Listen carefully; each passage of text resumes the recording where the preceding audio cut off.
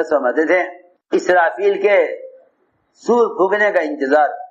اللہ کے امر کے لیے اور ایک پتے کے درخت سے گرنے کا انتظار اللہ کے امر کے لیے دونوں برابر ہیں،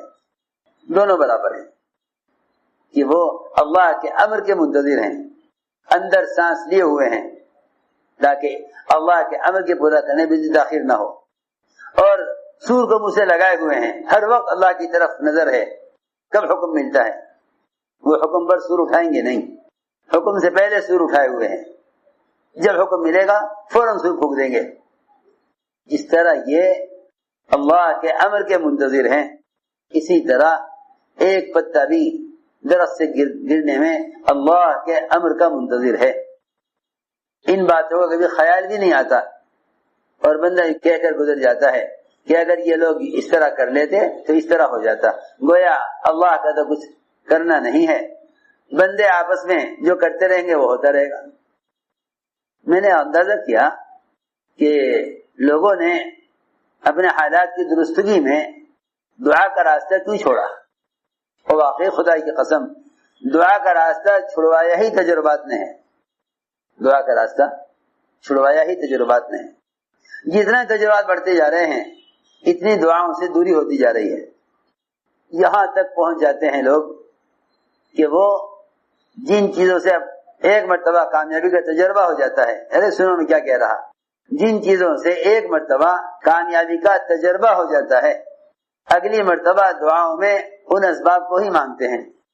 اگلی مرتبہ اپنی دعا میں انہی اسباب کو مانگتے ہیں کہ اللہ وہی اسباب دے دے جن پر تُو نے سے پہلے کامیابی دی تھی۔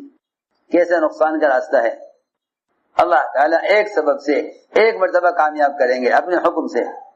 یہ دیکھنے کے لیے کہ میرا بندہ اگلی حاجت پیش آوے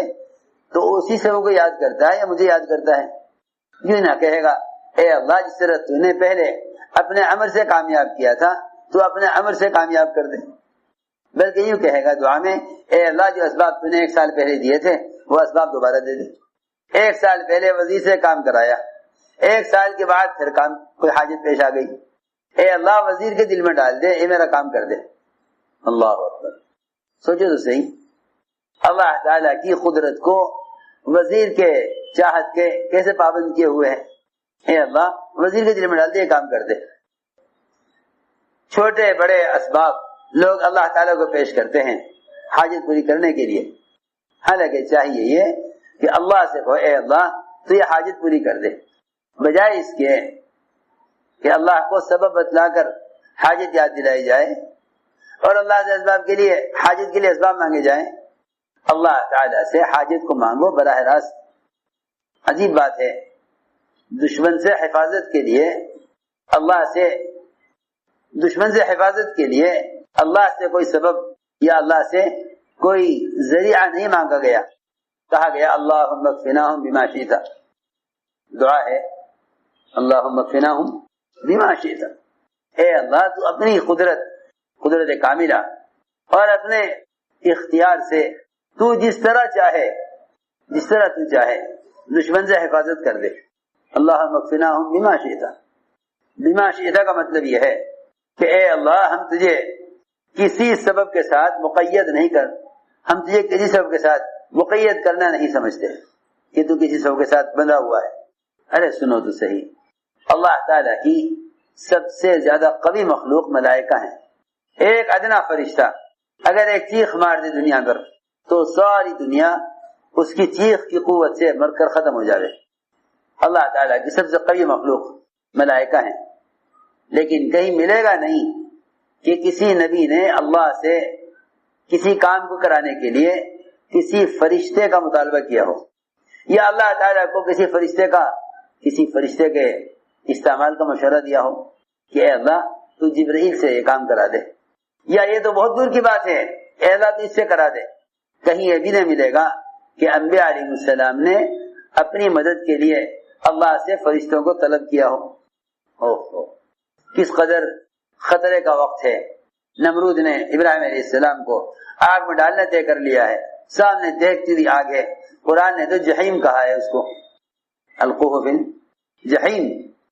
جہیم کہتے ہیں گہرائی میں اور چوڑائی میں پھیلی ہوئی آگ جس کا احاطہ کیا گیا ہو آگ کا دیواروں سے، ایسی آگ جہنم،